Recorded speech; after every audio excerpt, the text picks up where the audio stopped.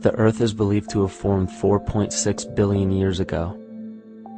Within the first 150 million years, it began cooling and releasing gases from the lithosphere, which created the earliest forms of the Earth's atmosphere. Prior to the creation of this atmosphere, the sun's ultraviolet radiation made for uninhabitable conditions. But as the Earth cooled further, water condensed in the atmosphere and oxygen accumulated, making way for organic compounds. This spawned single-celled organisms and then plant life. And down through time, the evolutionary chain continued. And then we arrive at a species that does not seem to fit as well as the rest. Homo sapiens' gestation period of 9 months mimics the 3.8 billion year evolution of all life on Earth. The human embryo repeats the evolution of all species. When the sperm and egg unite, this new creation is a single-celled organism. Within hours, this single cell divides and multiplies more rapidly than any other species. 4 weeks later, the embryo begins to develop gills mimicking aquatic life. A few weeks later, it develops lungs and a tail with reptilian appearance. From there, a mammal is recognizable, and then onto a primate form. It then sheds its laguna, which is the embryonic fur, and at last shows the characteristics of a human child. The human body is a community of approximately 50 trillion cells. Everything the body does, the cell does as well. Cells have respiratory and excretory systems. They feed, feel, think, and communicate with other cells. Trillions of cells make up a single organism called the human body, and billions of human bodies help make up the organism we call Earth. The Earth has more similarities with the human anatomy than you may think. Earth has its own electromagnetic generation, just like the human body. Research has found that a direct current of electricity flows through perineural cells found around every nerve in the body. These pathways are called energy meridians and have been used in the practice of acupuncture for at least 2,000 years. Dating even farther back is the notion of dragon paths or ley lines in which many megalithic structures and stone monuments were erected, marking the energy meridians of the Earth. These energy meridians are generated by the resonant frequencies of the Earth, called the Schumann waves. Each planetary body has its own resonant frequencies, and is determined by the circumference and diameter, as well as the speed of orbit and rotation. The Earth's resonant frequency starts at 7.83 Hz and ends with the 7th harmonic at 43.2 Hz, correlating with the 7 chakras. Ultimately, the greatest discovery of our Earth is its consciousness. A visible attribute of consciousness is an energetic field that governs the shaping of organisms. Morphogenesis is a scientific term to explain this very shaping of tissues, organs, and entire organisms. Consciousness is the creative force of the entire universe. It has been given many names such as God, Yahweh, Krishna, nature, the field, and divinity. The entire universe is in fact a single living, conscious organism with complete awareness of itself. The reason why it may seem difficult to comprehend this is because our understanding is typically limited by our language. When we hear the term conscious organism, we tend to anthropomorphize its definition. By giving it human qualities, we mistakenly look past what an organism truly is in the first place.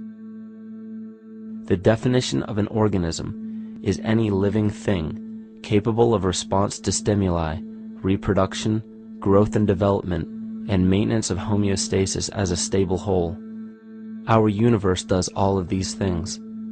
The consciousness of our universe is responsible for the form and purpose that all matter assumes.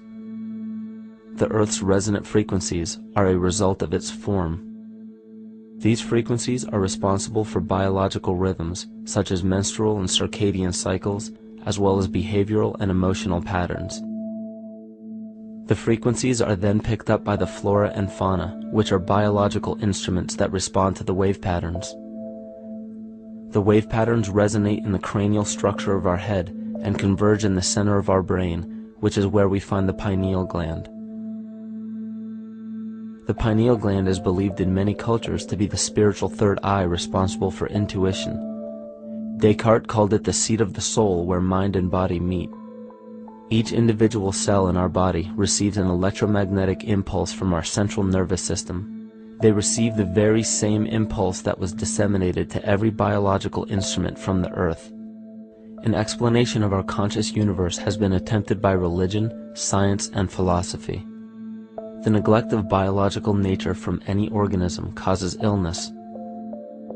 A divorce from nature, exile from Eden, confounding of tongues, they are all symptoms not of a biblical God or deity, but the true self. The greatest and only threat to ourselves is a loss of self, the death of our divinity. As we barrel through history with oceans of information, yet barely a drop of wisdom, we have to understand how we lost ourself.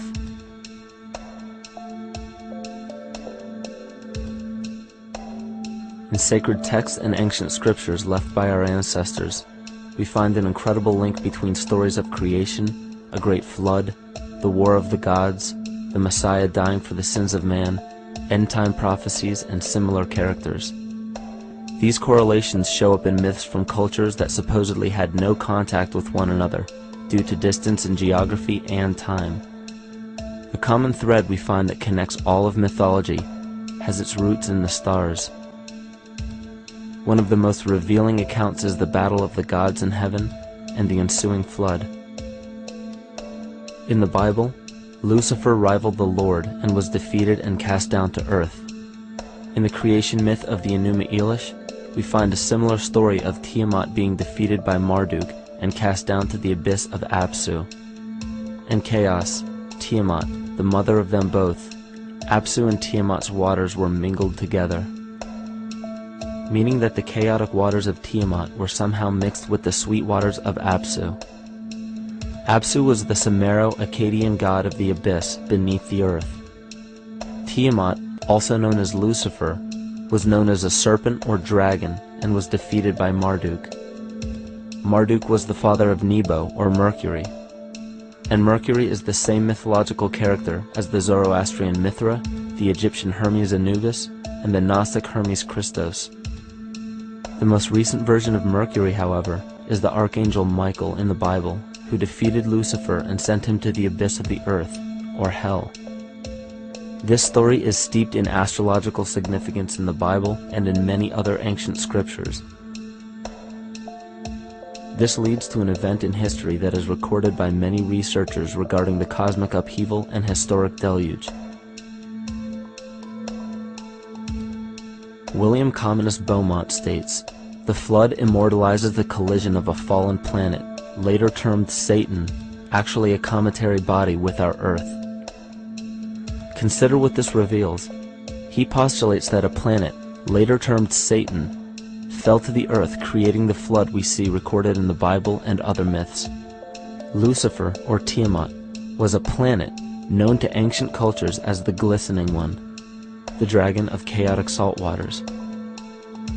The light from the sun illuminated this planet's water, which gave it a glow that rivaled the sun's own light, which is where we hear about Lucifer rivaling the Lord. The Lord in this case being the sun, which sustains and gives warmth to the earth. The planet Tiamat, or Lucifer, was destroyed by a cataclysmic event that hurled the watery planet to the abyss of the earth. In the book of Enoch, it reveals, "And behold, a star fell from heaven, and when it fell to earth, I saw how the earth was swallowed up in a great abyss." The myth of the Ute Indians states, "The sun was shivered into 1,000 fragments, which fell to earth, causing a general conflagration. Then Tawats fled before the destruction he had wrought. And as he fled, the burning earth consumed his feet, legs, body, hands, and arms, until at last, swollen with heat, the eyes of the god burst and tears gushed forth in a flood which spread over the earth, extinguishing the fire." This myth resembles the translation of the Enuma Elish by Stephanie Daly in her book Myth from Mesopotamia, which explains that Tiamat's eyes became the source of the Tigris and Euphrates rivers. As written in the book of Revelations, "And there was a war in heaven. Michael and his angels fought against the dragon, and the dragon and his angels fought back. The great dragon was hurled down, that ancient serpent called the devil, or Satan, who leads the whole world astray. He was hurled to the earth." The Roman mythology of Ovid gives the story of Phaeton, which happens to be another name given to the watery planet Lucifer, or Tiamat. This story reveals that Phaeton was a child of the sun and wished to become the sun for a day.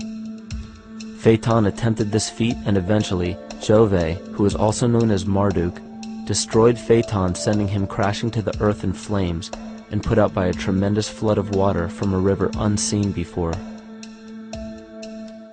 The common theme we notice here is that of a saltwater planet. The great dragon, Lucifer, Tiamat, or Phaeton, was defeated and fell to the earth, and now dwells in the abyss known as Hell, giving us the outline of the story of Lucifer rising up against the Lord and being defeated and banished to rule the underworld. As we know, however, an outline is but a shell of a story. The inner meaning, the spirit of the myth, comes with a deeper understanding of the essence of each planet, not just the physical planet, but the conscious core, because we know now that the proportions and velocity of a planet gives them their own characteristic frequencies, which govern biological and behavioral patterns. These planets reflect the archetypal psychology of man. In ancient times, probably the most important field of research was the study of the heavens. Galactic bodies and their movement through the sky were known to be symbolic of the inner faculties within human consciousness. Within all organisms, outdated science has only explained the physical world measured by our five senses. Only in esoteric religions, mysticism, and quantum fields of science are we to find any attempt at explaining where thoughts and emotions fit into the sense-perceptible world. We also understand now that humanity is a community of cells within the organism of the Earth. The Earth, therefore, is a higher organism that shapes our form and function. This higher organism and all other planetary bodies are governed by consciousness, just as we individual humans are. Therefore, the Newtonian belief that galactic bodies are nothing more than lifeless forms floating in space is tantamount to claiming that we humans are nothing more than a composite of elements in motion. We know that this is untrue because we feel, we think, and furthermore we see the result of our consciousness creating what we call life. Plato wrote, "This world is indeed a living being, endowed with a soul and intelligence, a single visible living entity containing all other living entities, which by their nature are all related." Furthermore, the cosmos is a single living creature which contains all living creatures within it. And in an article out of the Sufi journal, the author writes, "The world is a living spiritual being." This was understood by the ancient philosophers and the alchemists, who referred to the spiritual essence of the world as the anima mundi, the soul of the world. In scriptures, we hear of the claim that angels guide the inner soulful actions of people, or that the gods wield influence over man. Most ancient spiritual and scientific teachings held the belief that the hierarchies of the gods, angels, archangels, archai, all the way down to the cherubim and the seraphim, are the hierarchies within the human psyche. In this way, we must understand that when the whole of ancient myths and sacred scriptures speak of spiritual influence from a higher being, they were speaking of archetypal forces that are inherent within us, not an influence from an external source. This is where we begin to see the relevance of astrology as an ancient form of science that resurfaced in the 19th and 20th centuries under the name of psychology. Friedrich Nietzsche even stated, "As long as you still experience the stars as something above you, you still lack a viewpoint of knowledge." This is astropsychology and maps the inner faculties of the psyche. In pre-Christian times, there were schools known today as the mystery schools or the mystery religions. The messages encoded in the scriptures and ancient archaeology came from adepts of spiritual science. The intent was to teach the initiates the deeper meaning of these myths. What became later termed as Lucifer, Satan, or the devil was representative of the ego, which rivals the Lord, the representative of the self. The true self is the epicenter of a person's entire being. It is the total sum of everything that we are. The false ego, on the other hand, is the idea and concept we create about ourselves in the course of our lives, which typically excludes any qualities we don't wish to accept about ourselves. However, humanity has been endowed with the freedom to choose either to obey the true self or to give in to the temptation of the vanity and materialism of the false ego. This is the most notable trait that separates man from animal: our freedom of choice, the choice to follow our concepts and ideals or our natural impulses, the choice to sustain nature or to destroy it. This freedom of choice weighs on the fate of the entire organism that we call humanity. Cancer begins with a group of cells within a community that fail to communicate with the conscious signal of the organism. Those cells begin to grow out of control and spread to other areas of the organism. This very disease is evident in our world today. The cancer upon our earth is the domination of our false ego and our divorce from nature. Collectively, among every human, vanity leads to segregation and competition. Competition leads to fear and greed. Greed leads to deceit and immorality. And immorality is the breeding ground for illness, waging war on our earth. Every act of hatred and destructiveness in our world begins with self-hate and self-destructiveness. And that all begins with a breakdown in communication.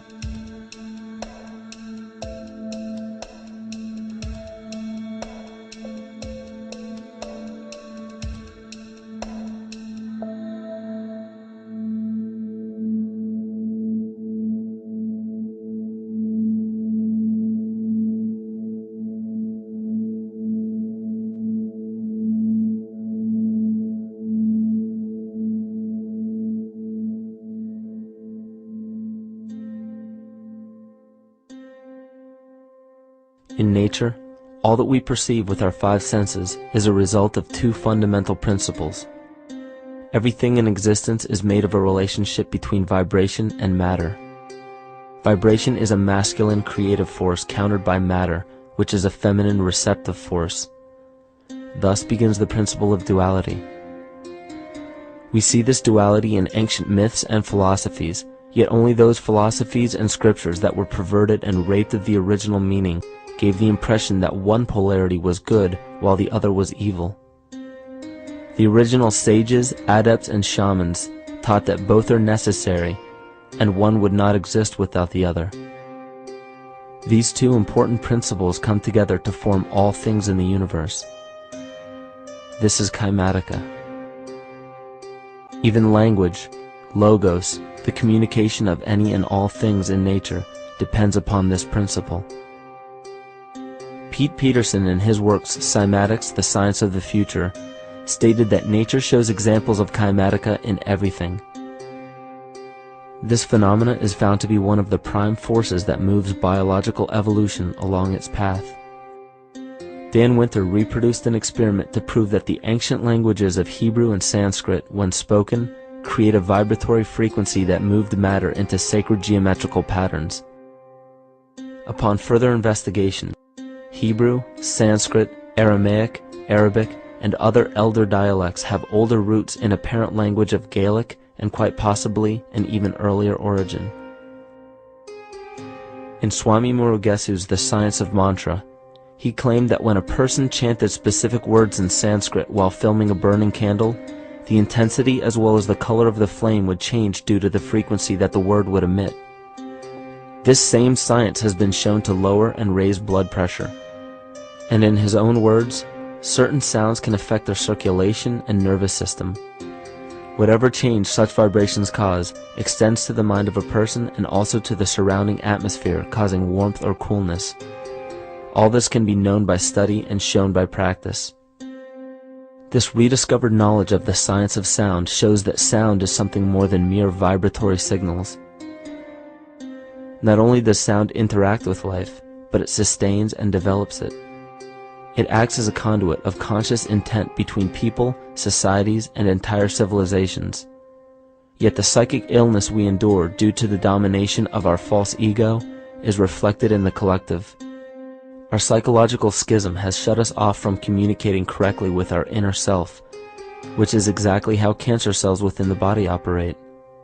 In the collective, we have created a language barrier between humanity and the rest of nature, acting as a global cancer. Recorded in history, the efficacy of the ancient languages has been severely uprooted. The alphanumeric translation from Hebrew to English shows a complete reversal of the two languages, giving the cymatic effect unnatural results. Dr. Leonard Horowitz stated in his work on DNA, 1/3 of the sensory motor cortex of the brain is devoted to the tongue, oral cavity, the lips, and speech. In other words, oral frequency emissions spoken or sung exert powerful control over life, vibrating genes that influence total well-being and even evolution of the species. A degradation of language in this case is shown to affect biology. If something as basic and important as language can be degraded and devalued to such a degree, yet never questioned, what else might we be missing? Think of an aspect of your life that dictates the limits of your freedom. Government and law enforcement, insurance and pharmaceutical companies, taxes, building permits, driver's licenses, and more. There are hundreds if not thousands of stipulations, regulations, and boundaries on our freedom. And out of the ones that were just mentioned, how many have you researched to find out whether they apply to you or not? Let's look at the forms of law that we currently acquiesce to.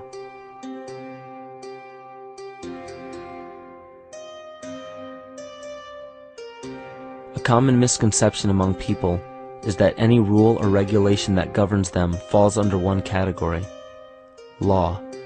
But there are many other forms of law that people abide by without realizing that they simply do not apply to them. Another misconception is that a nation's constitution gives us our rights. A constitution does nothing more than list the rights that we already have. We are born with inalienable rights, endowed to us by our Creator. They are not given to us, and they cannot be given away. The most a person can do with a right is choose whether to exercise it or not. Maritime admiralty law is what's known as the law of the water. It is superseded by civil law and only applies to those who willingly contract themselves into it. The definition of admiralty law is a body of private international law governing the relationships between private entities which operate vessels on the oceans.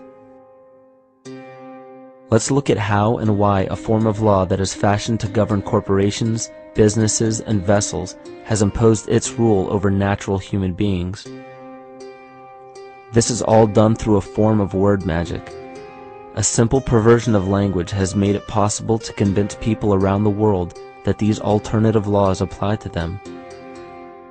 One of the predominant beliefs in modern culture is that licenses, permits, registrations, and other forms of documentation are required to operate motor vehicles, use public roads, build structures and establishments, engage in free enterprise, and much more.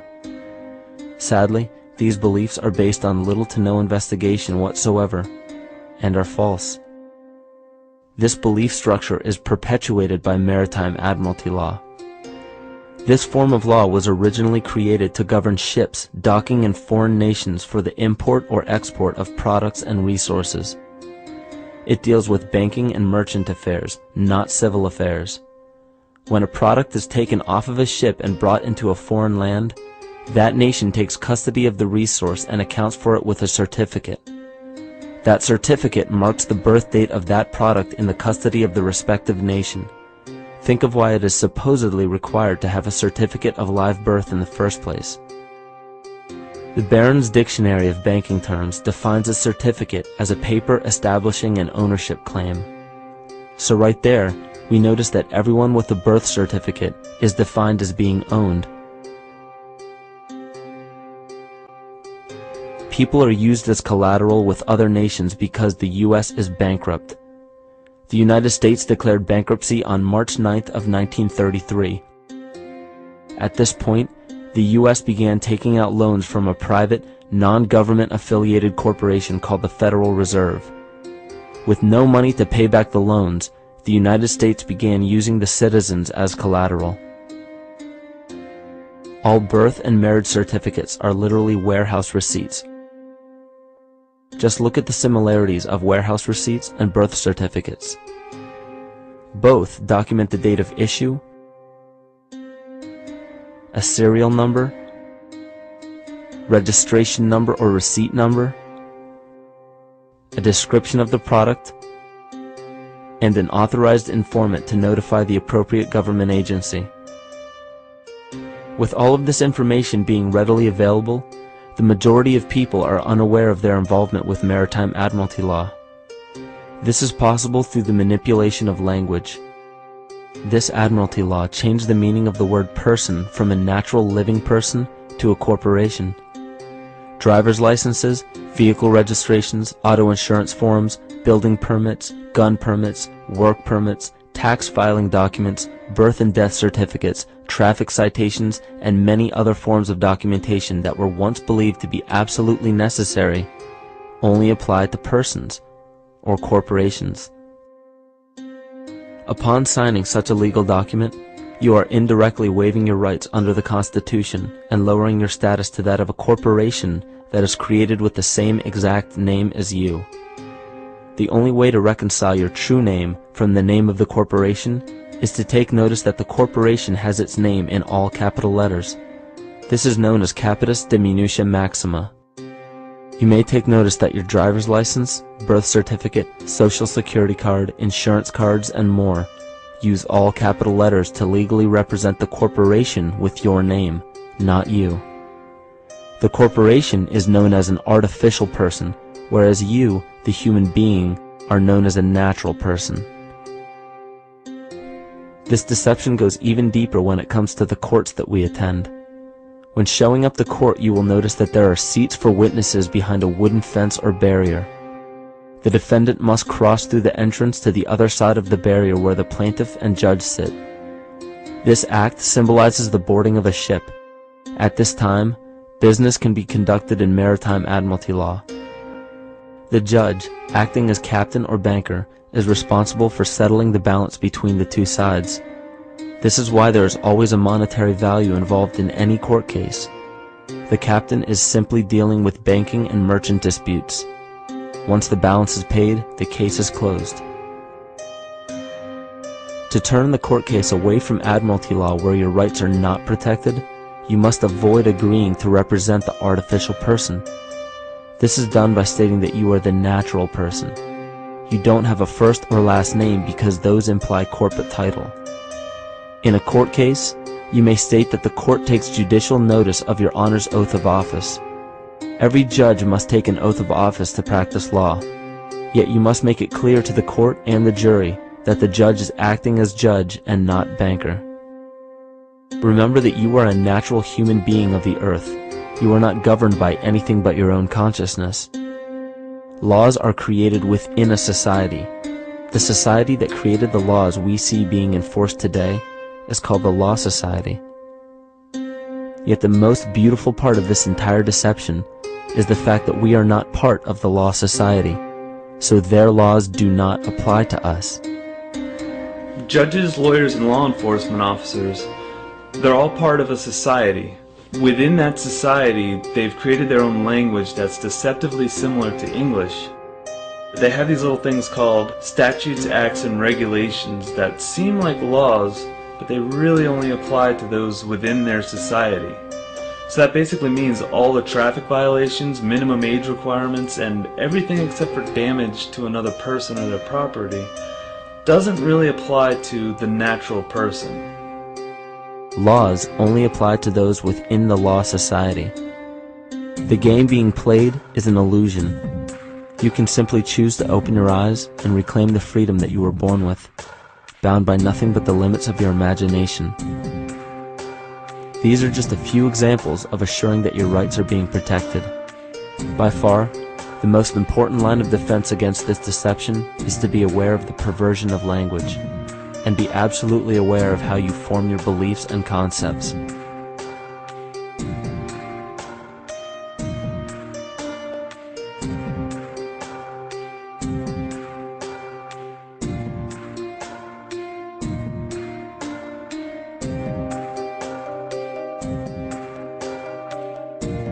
In all forms of the perversion of language, there is a mirror reflection of this in the microcosm of the psyche.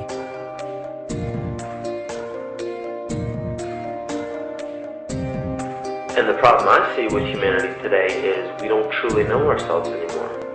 We have the 9-to-5 job, we have the house, the children, the bills, the television, the hobbies, and the errands that we run every single day, and we eventually begin to believe that this is who we are. But who are we beneath the job title, beneath the status of mother or father, theist or atheist, Republican or Democrat, black or white, man or woman? Who are we?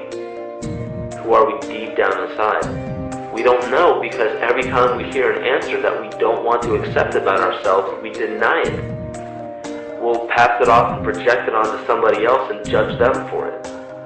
This is repression. And we see what repression can do to us on an individual level, but what about on a collective level of humanity? What happens when the whole world refuses to see what they truly are on the inside?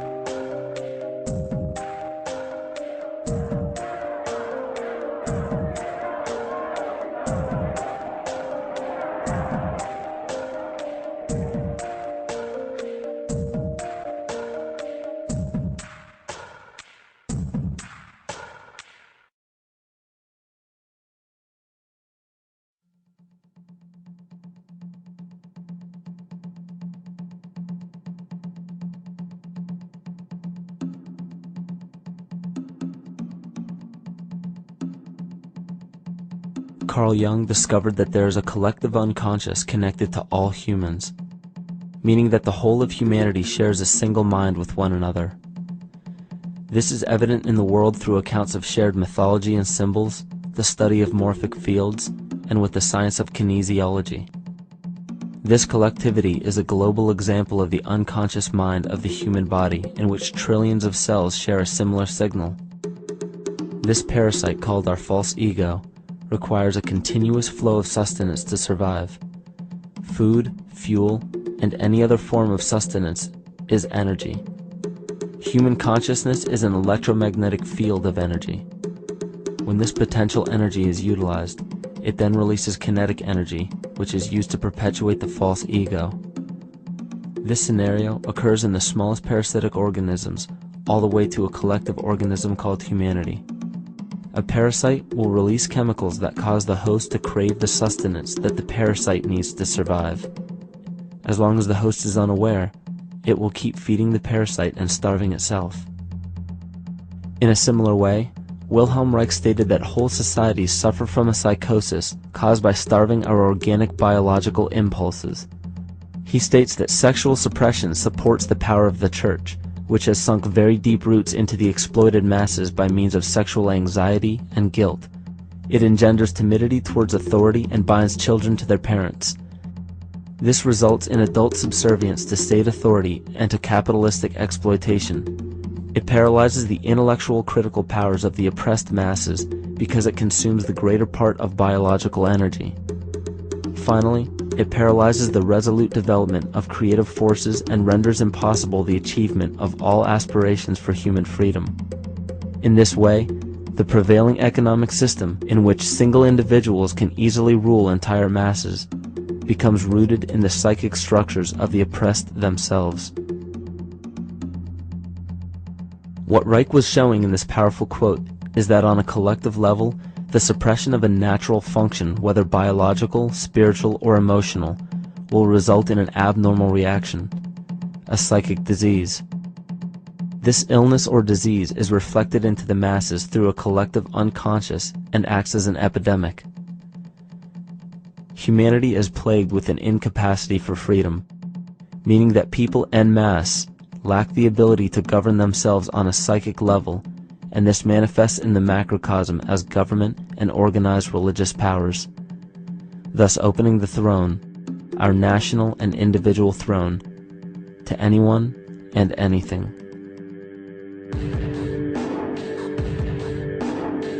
Enter the infamous rulers of the earth, the patriarchs of civilization, political, social, economic, and spiritual dictatorship, psychic tyranny. This simple illness within our psyche, This lack of responsibility and neglect of basic human freedom has made way for every tyrant that has ever held rule over people on this planet.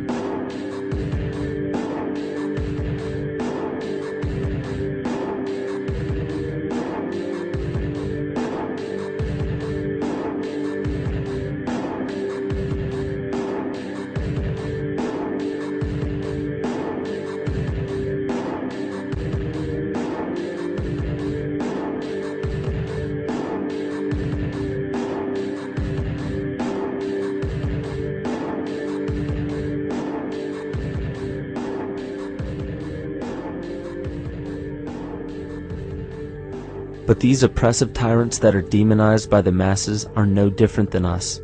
In fact, they are one with us. In the book The Prophet by Khalil Gibran, he poetically states, "I say, as the holy and the righteous cannot rise beyond the highest which is in each of you, so the wicked and the weak cannot fall lower than the lowest which is in you also." Every one of us has the capability to commit the most horrifying sin or show the most beautiful compassion to our fellow man. This is the very definition of an illness within the psyche and soul of man.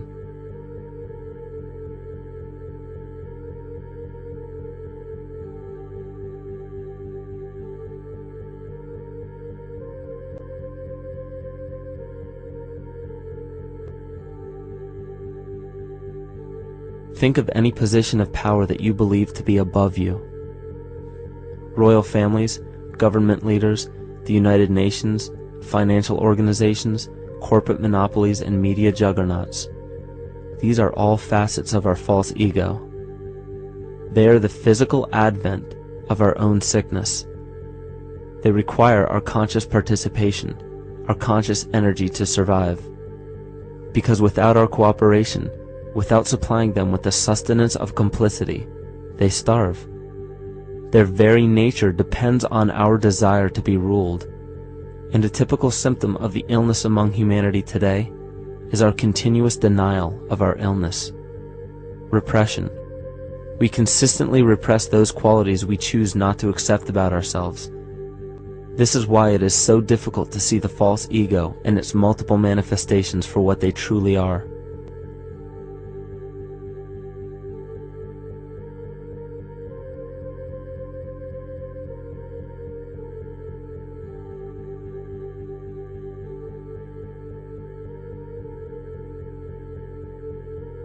This is the very nature of the false ego. It acts as a red herring to distract us from the freedom we truly have. For this psychic parasite to survive, it must supply us with a chemical that will cause us to remain dependent upon it. In this case, the sustenance is our conscious energy. And in order for us to feed it to the parasite, the chemical of fear causes humanity to crave protection and defense.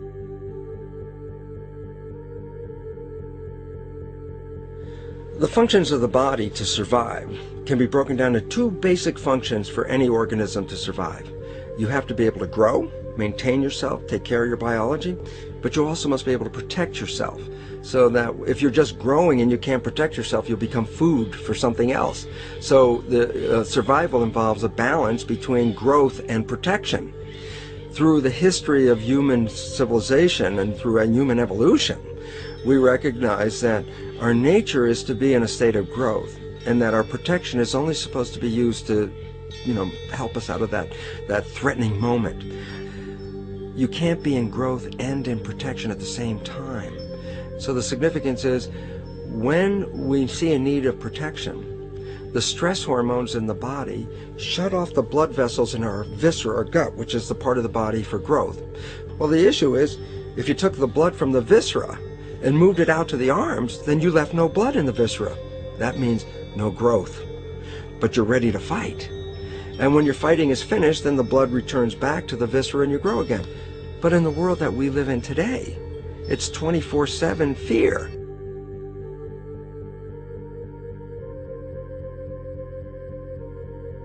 So we have a continuous dripping of that stress hormone into the body. It's just dripping all the time, getting us ready to run or fight or flight at any moment at the drop of a hat. We're ready to go because we're on guard.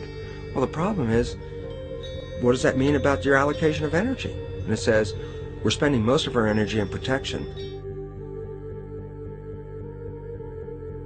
You cannot survive if you're in protection all the time.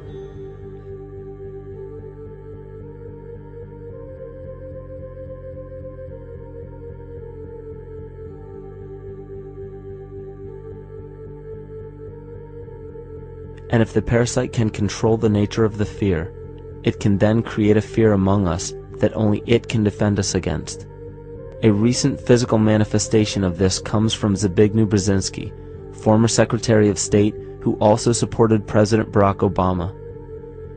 In his book, The Grand Chessboard, he states, as America becomes an increasingly multicultural society, it may find it more difficult to fashion a consensus of foreign policy issues, except in the circumstance of a truly massive and widely perceived direct external threat. Even the Reichsfuhrer of the Nazi Party, Hermann Göring, sums up this game of supply and demand perfectly when he stated, "The people can always be brought to the bidding of the leaders." That is easy. All you have to do is tell them they are being attacked and denounce the peacemakers for lack of patriotism and exposing the country to danger. It works the same in any country. It also works the same in every individual psyche. Just remember that the false ego has only one desire: to become greater and more powerful than the true self. This illness causes us to believe that we are separate from nature. This is why we see such a rise in the dependency of technology. This is why we see such little stewardship for the earth and the environment. And this is why we see bigotry, racism, sexism, and every other form of discrimination possible that leads to crime, violence, wars, and eventually, the global destruction of the organism. This endless state of fear, confusion, and segregation our world seems to live in is a symptom of the false ego creating a false threat.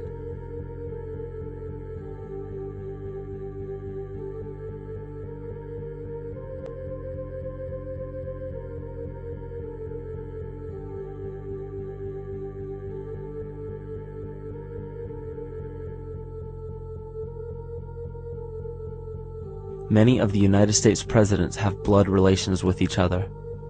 The Bush lineage has blood ties to a great number of former presidents.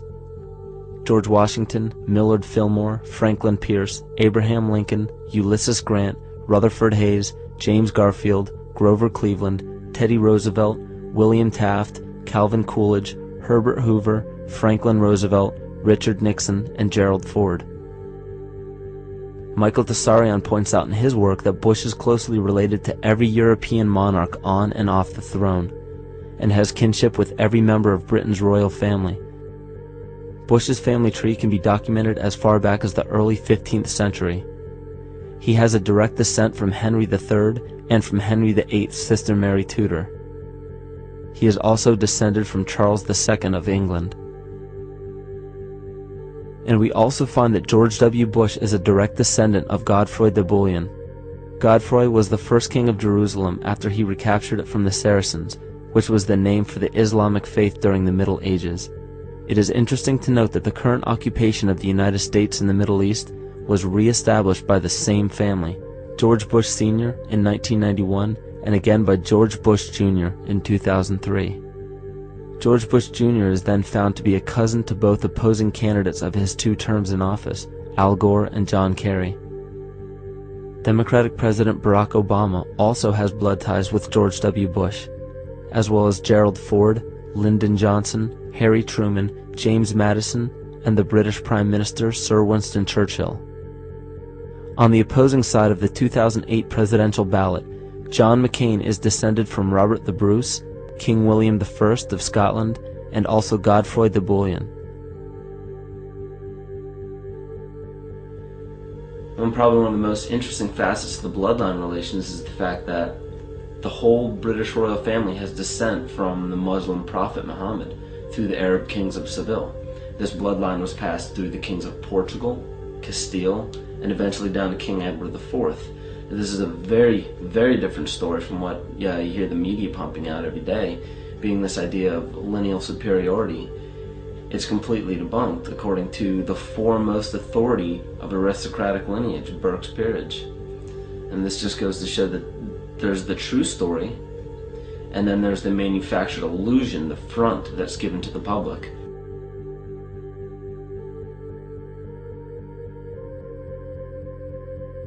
These blood ties go on and are documented thoroughly through literature such as Burke's Peerage and other comparable books. The point of all of this is that we find not just the same people, but the same intent within the people who have held high positions of monarchy, dynasty, aristocracy, and democracy in the past and present, and they are all related by a physical and symbolic link. This bloodline carries the symbol of our illness.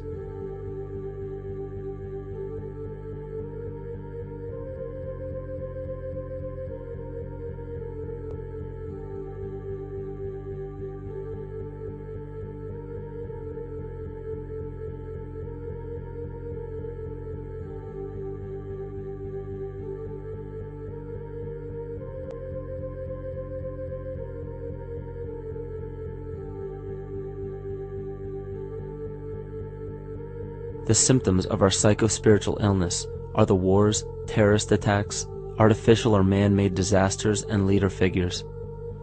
As long as the people remain oblivious to their inner drives and inner nature, they will always fail to recognize why these events take place and why these figures rise to such powerful positions.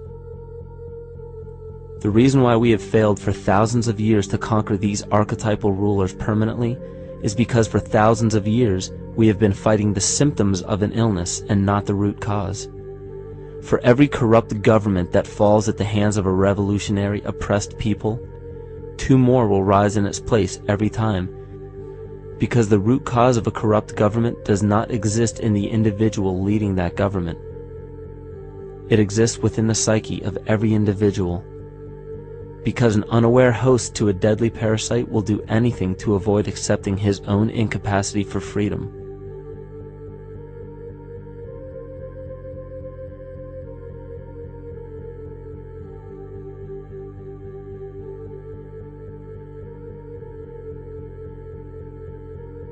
We are so bereft of sanity in this world that those few who simply stop projecting onto others and begin facing their own demons are seen as neurotic.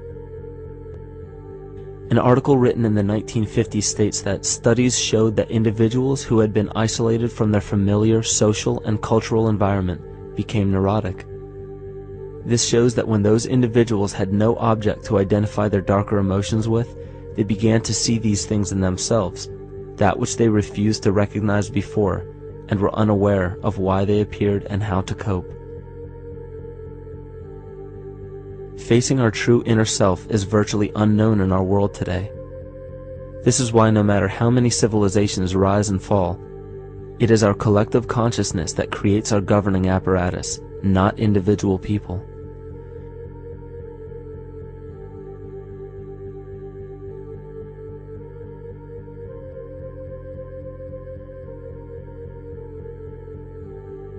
And after countless attempts, you would imagine that people would realize that a physical retaliation may not be the solution. Yet here we are, thousands of years later, with technology that can clone DNA, vehicles that can break the sound barrier and probe the depths of space, and science that can overcome almost any sickness. Yet we still fail to take notice to the importance of thoughts and consciousness. This is the very definition of insanity. And every single one of us is responsible for this psychic epidemic, because we're killing the messenger and paying no attention to the message.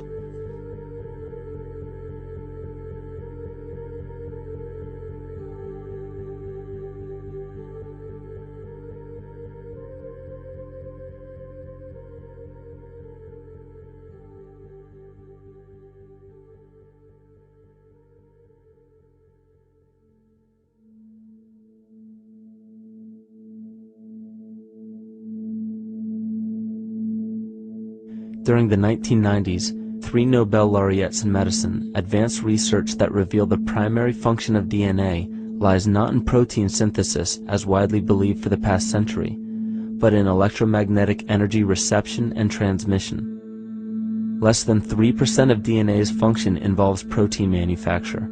More than 90% functions in the realm of bioacoustic and bioelectric signaling. So why is it important to know that DNA functions in bioelectric signaling? HeartMath Institute has discovered the heart and brain maintain a continuous two-way dialogue, each influencing the other's functioning. Although it is not well known, the heart sends far more information to the brain than the brain sends to the heart, and the signals the heart sends to the brain can influence perception, emotional processing, and higher cognitive functions. The heart also generates the strongest rhythmic electromagnetic field in the body, and this actually can be measured in the brainwaves of people around us. We are quite literally an electromagnetic expression of our highest cognitive function. The behavior of electromagnetism is evident throughout the world as dualism. All matter contains a negative and positive charge, which means organisms are built upon this foundation. The natural homeostasis of any organism is a balance of both polarities. Furthermore, research on emotional energetics shows that the heart's field is a carrier of emotional information and a mediator of bioelectromagnetic communication within and outside the body. Research shows our heart's field changes distinctly as we experience different emotions. It is registered in people's brains around us and apparently is capable of affecting cells, water, and DNA studied in vitro. Fear. The chemical supplied by a collective parasite creates a distinct bioelectric signal given off by the host. This signal is disseminated to the organisms within our community and will grow outward through the entire organism unless it is counterbalanced by an opposing force. Dr. Fritz Alan Popp discovered that the cells in our body communicate through biophotons, which are tiny particles of light that are single units of an electromagnetic field. This communication system within our body also exists between people in what's known as morphic resonance.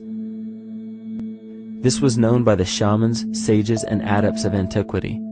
These teachings were commonplace in prehistoric cultures. It wasn't by sheer chance that artistic expression and rituals were the cornerstone of every ancient civilization. Art was used as a personal method to exercise the shadow content of the psyche and introduce it to the conscious mind. This was very literally viewed as psychic therapy. Ritual was based around astrological dates. As we've learned, the study of the stars and planets reflect our own astropsychology. The shamans would perform rituals on astrological dates that would correlate with a circadian rhythm or a psychological cycle. These rituals kept the human participants aware of their inner self and prevented the repression of psychological content. As long as people were facing their inner demons and accepting them as their own, they were not collectively projecting them into the physical world. If you bring forth what is within you, what you bring forth will save you. If you do not bring forth what is within you, what you do not bring forth will destroy you. The progeny of our psychological disease began growing rapidly after a series of catastrophes forced the collective into a somatic state of fight or flight. This lowered the immunity of the population by introducing a state of immense stress. Our body becomes more susceptible to illness under stress. In this manner, humanity fell ill when entire bodies of land were swallowed up by the floodwaters. This uprooted many tribes, chiefdoms, and civilizations from their homes, and their ritual practices that were used as a conduit for psychic wellness were put on hold in order to survive the catastrophe and seek new homes. The shamans were spread to many new areas of the world. This information has been suppressed. We are made to believe that advanced civilizations such as ancient Egypt and the Mayans of Mesoamerica came about with no prior rudimentary remnants or evidence of evolving intellectual artifacts to bring them to their peak. We are meant to believe that their incredible knowledge of mathematics, astrology, agriculture, economy, polity, and architecture came out of nowhere. This leads many researchers today to the understanding that the origins of these civilizations have been suppressed. Not surprisingly, the force that has guided the suppression of this knowledge comes from the exact bloodline of the political and religious leaders stated previously. These are some of the notable book burnings and suppression of important texts in our history.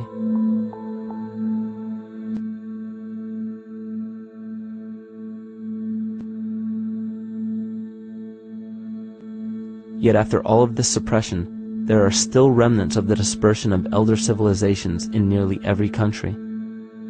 There is tremendous evidence of ancient cultures visiting North America long before the conventional belief of European colonization. Barry Fell states in his book America BC, there are ancient inscriptions now being reported from nearly all parts of the United States, Canada, and Latin America, written in various European and Mediterranean languages in alphabets that date from 2,500 years ago. William Commonus Beaumont wrote, "The Toltec and Maya civilizations never originated on American soil, but appeared there full-blown, with a well-defined art and system of hieroglyphic writing which possesses affinities with Egyptian.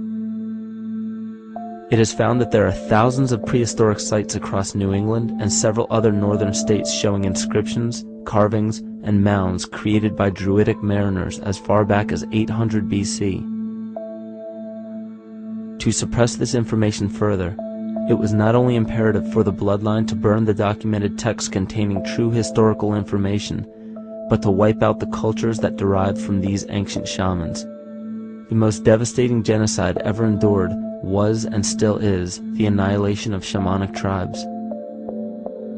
We've lost our traditional roots and don't know about ritual. The dragon dances and the ghost dances of the Native American Indians, what do you think that was all about? All the shamans of the world, when they do their rituals, they're doing that. Their work, harmonically through dances, is to strengthen the immune system of the earth. You know, but they've been all murdered.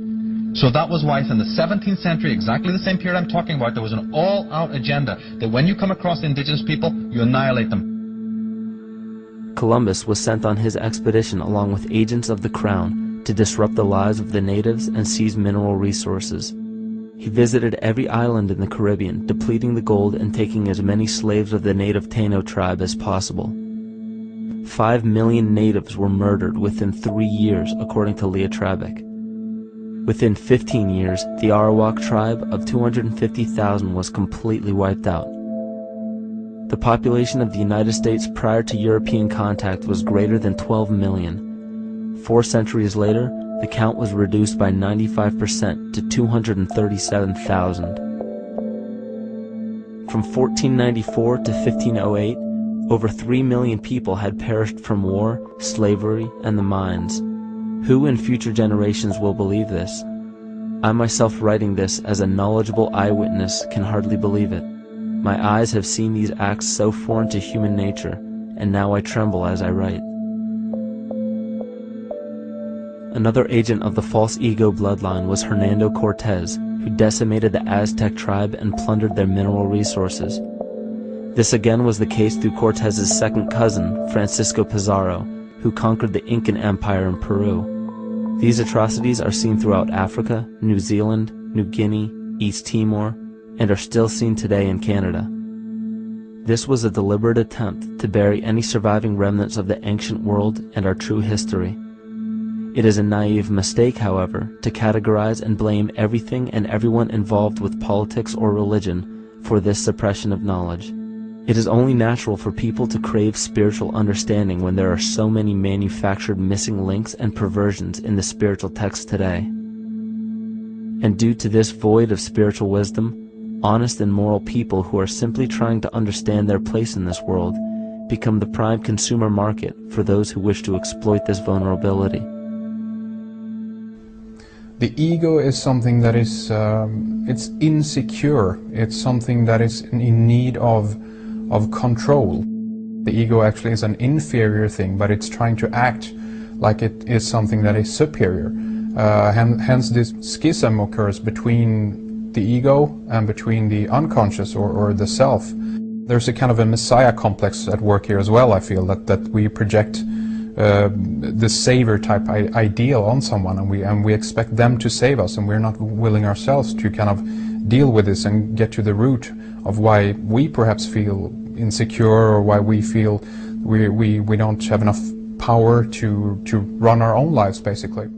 If we look at the New Age movement, for instance, which is another kind of trap in all of this, where people might end up, actually.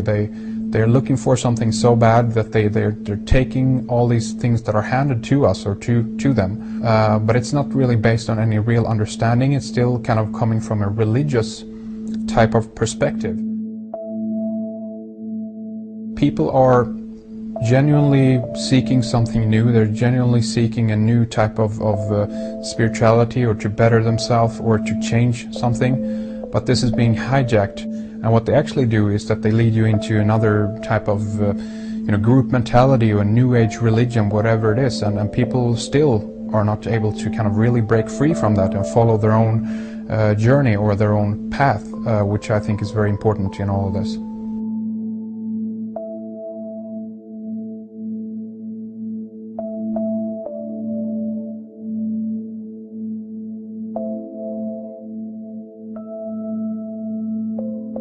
In the pre-Christian era, there were several cults of incredible power, most notably the stellar, solar, Saturnian, lunar, and mushroom cults. It is simple to see that worshippers of the lunar goddess comprised of the lunar cult. The worship of sun gods were indicative of the solar cults. The Saturnian cult, which consisted of Phoenicians and Canaanites, worshipped El or Eli. The biblical exodus of the Hebrews from Egypt showed that they entered Canaan and merged the lunar cult of Isis, the solar cult of Ra, and the Saturnian cult of El to form Isis, Ra, El.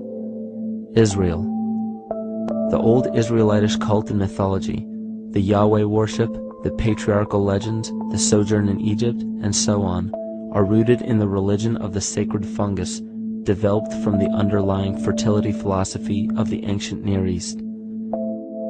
The Jewish mitre, Muslim turbans, and military berets are derivations of the symbol of the mushroom cult. One of the first and most prominent, however, was the stellar cult, and a number of these ancient cults were created for shamanic purposes and earthly stewardship, yet some were taken over with different intentions. Just as you would imagine in any establishment of power, smaller cults formed within the main cults to worship individual deities. The cult of Mithras and the cult of Dionysus are two examples. You still today can see the Mithraic or Phrygian cap on the symbol of the seated Liberty dollar, the coat of arms of many countries, the reverse side of the flag of Paraguay, the seal of the United States Senate, and even involved in the solar cult holiday that we now call Christmas. In the cult of Dionysus, many festivals were celebrated, such as the Greater Dionysia, celebrated in Athens around the spring equinox. The foremost event in this festival was the Thymelic contest, in which poets, musicians, and entertainers performed in an open-air theater. Musicians did not have to pay taxes, and members of the Artists' Guild did not have to participate in military affairs. The cult of Dionysus is still alive to this day as the entertainment industry.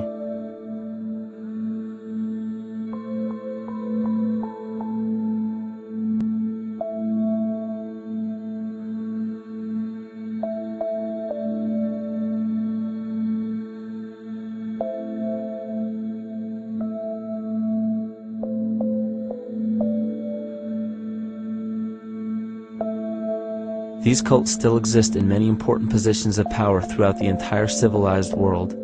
Yet the most important function of these groups is to manufacture the consent and complicity of the people. The conscious mind is the creative mind. It's the one that has your personal identity into it. It does the real thinking. And then there's a subconscious mind. Well, there's no entity in it. The subconscious mind is the equivalent of a tape player. It records behaviors, and then at the push of a button plays the behavior. It's automatic. It's a very convenient thing, because then we don't have to relearn all the time. Once you know it, you can make a pattern. The problem is that the basic patterns of belief and behavior that are programmed in the subconscious mind came from our teachers, primarily our parents, our family, and our community. So most people don't even understand how easily we're influenced by our environment. Every person that we encounter, every single situation that we're faced with, every little word that's said on television may not seem too influential to our conscious minds, but Your unconscious is designed specifically to let every environmental signal influence you without your awareness. So the question is, are we leading conscious or unconscious lives? And now neuroscience has told us in the unfolding of our lives, only 5% of our life is controlled by our conscious mind, and 95% of the time controlled by the subconscious with programs from other people that were installed in there. And the problem is, it means when those programs are playing, we don't see them. And the skeptics will sit there and say, consciousness, archetypes, astrology? No. We create things with our hands, not our minds. Archetypes aren't physical. They can't influence me. But when you think of the fact that we're only conscious of this small little fraction of our behavior, what we don't realize is that entire countries, entire civilizations that think they're free and independent, but are unconsciously too afraid to be free and independent, they will beg to be governed. And if they can't do it themselves, who do you think will consciously or unconsciously take that responsibility? It usually ends up being that strong, masculine, animus archetypal figure. When we think we're in danger, we're not looking for our mother to nurture us. We want our father to protect us. And right on cue with the age of fear, this age of catastrophe, the age of this parasite, we see masculine domination. And one of the primary conduits for giving our responsibility and our conscious energy away is money. We surely don't want to admit that our dependency on money is flawed, because that would imply that the fault is our own. And God forbid we take responsibility for our lives, so we blame the money. This is the cornerstone of the entire illusion being built around us by the false ego. Money is said to be the root of all evil, yet it cannot be evil because money is only a symbol. Symbols carry only the faith and spirit of the observer. This means that the symbol of paper money evokes and surfaces the evil intentions and inherent flaw of our false ego. Money only exists because we agree to accept it as valuable. And to further illustrate our incapacity for freedom, we've given the control of our faith-based money to a private corporation instead of the federal government. There is no law stating that we have to use Federal Reserve notes as currency. We choose to because we fear the alternative: independence.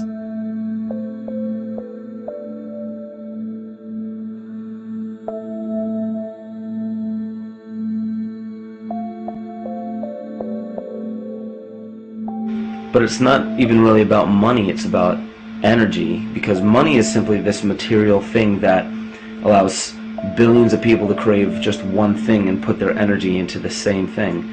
It's not the plasma TV or the house or the lifestyle or the job or the significant other or the status that we're really after, because we know that we're empty.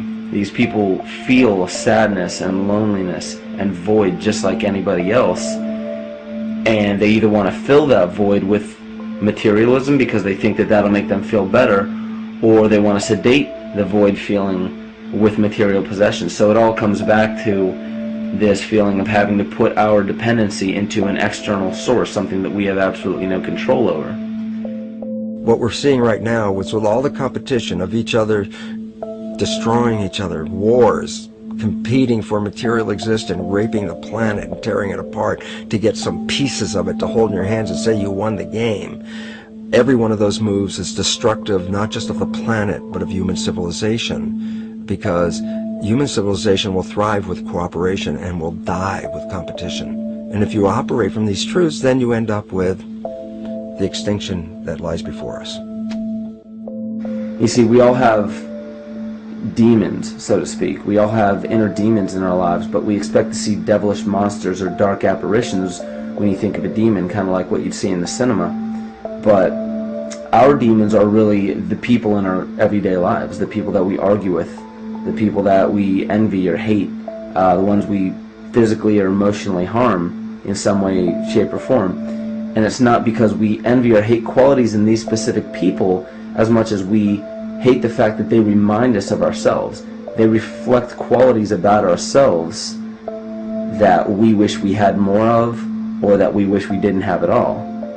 So what do? We alleviate that pain not by fixing or fighting our own demons, but by harming the people that remind us of our demons, by harming the people that remind us of the things that we don't like about ourselves. And when we become frustrated that we're not in control of our emotions because we don't really know what's affecting our emotions, we take it out on others. We take it out on absolutely anything else that can show us or act as a catalyst for our hatred. And so we do the same thing to animals. Animals are perfect because they can't defend themselves. And it's a perfect catalyst for our inner aggression, our confusion, our hatred. Just take it out on something absolutely helpless. Just imagine how unconscious a person has to be of his or her actions to torture or mutilate or brutalize any living thing.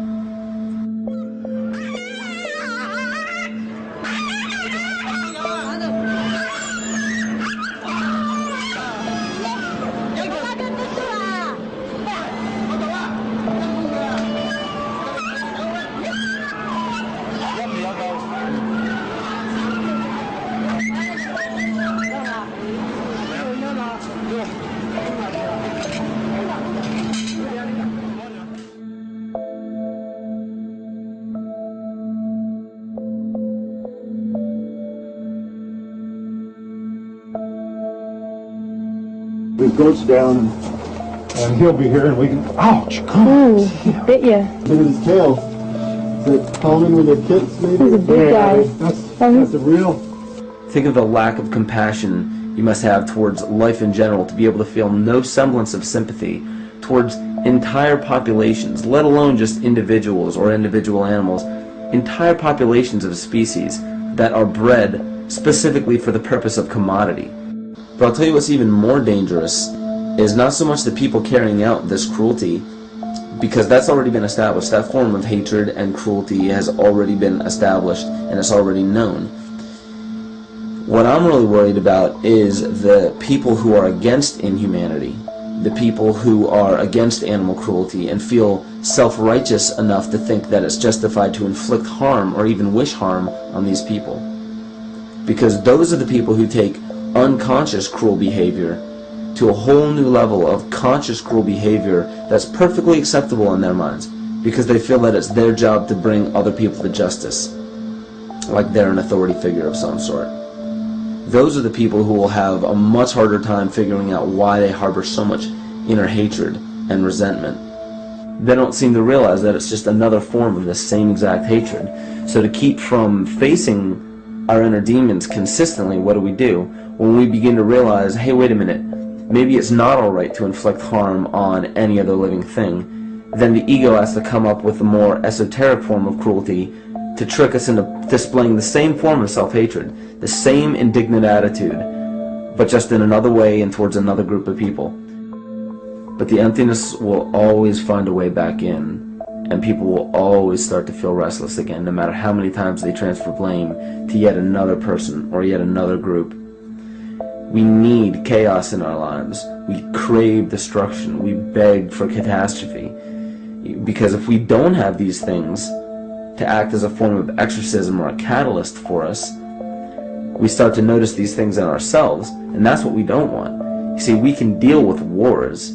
We can deal with terrorism. We can deal with stock market collapse and economic collapse. We can deal with these things. But once we start to notice this chaos within ourselves, that's what we're really afraid of.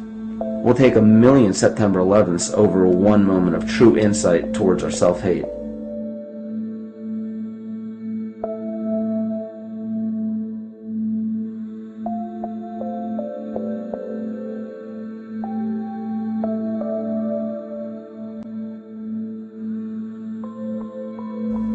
And you know, the most interesting part of all of this is we encounter things every day, every single day, that we either accept with open arms or that we reject violently.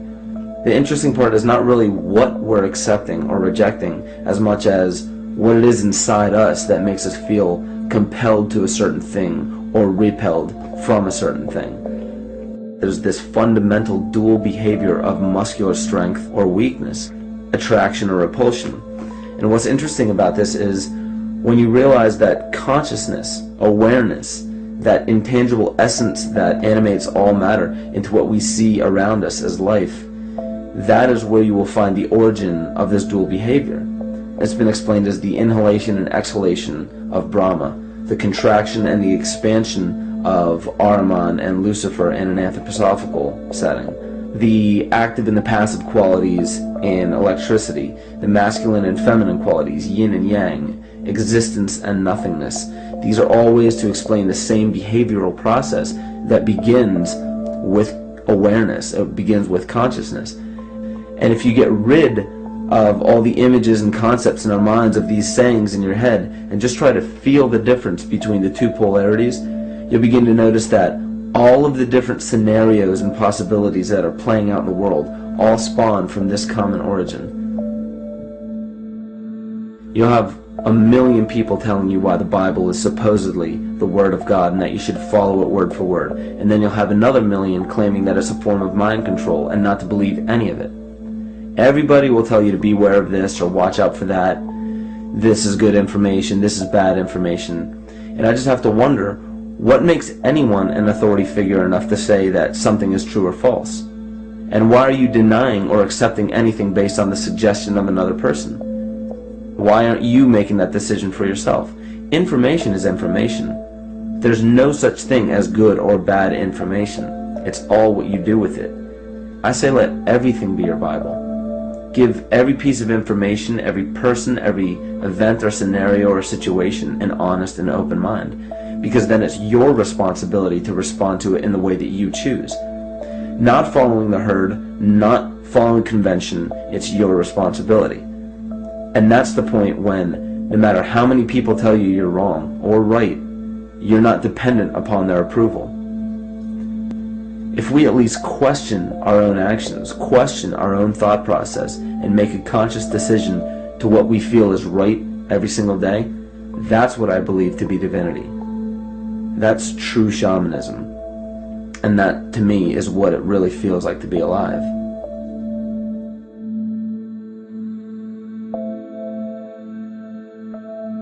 In this conscious, living universe, there are no laws of nature, just habits. There is nothing external to the universe to enforce a law upon it. The illusion of a fixed law of nature is only the result of there being no need for that habit to be broken. When habits need to be broken to ensure the survival of the organism, we see this event in nature and call it evolution. The collective mind shapes our evolution. And a great example of this is the experiment done by John Cairns in 1988. His team put lactose-intolerant cells in an environment with only lactose for food. Under a law of nature, every one of these lactose-intolerant cells would have died. But surprisingly, they all survived. Every one of them understood the problem that they were facing and replaced the defective lactase enzyme with a functioning one to utilize lactose for food. If a cell has the ability to decide how and when to evolve because it's facing extinction, then anything can. The existing beliefs are that a human body is a biochemical machine controlled by genes, and therefore the behavior, emotions, and character of our biology, our health, our lives, are controlled by genes which we don't control. So this is what we taught people. You're a victim. Genes control your life. You didn't pick them. You can't change them. The genes you end up with program what's going to happen. My experiments on stem cells, which I started in 1967, I'd isolate one stem cell, put it in a petri dish, and then it would divide every 10 hours. So I took all the cells, split them up into 3 groups, and then just put them in 3 petri dishes. And then I changed the growth medium, the constituents of the environment, in each of the 3 dishes. In one dish, the cells form bone. The second dish, they form muscle. In a third dish, they form fat cells. What controlled the fate of a cell? And the first thing you have to say is, well, wait, they were all genetically identical when they were put in a dish. So obviously the genes didn't control it because they all had the same genes. What was different was the environment. And all of a sudden in my career it said, oh my gosh, here I am teaching genes control life, and the cells are telling me genes respond to life. And since you can control the response, you can control your life. It's how you read the environment, how your mind perceives the environment. And if you understand this, then you could lead yourself to the most wonderful expression on this planet, to be fully alive and fully healthy by just how you respond to the world.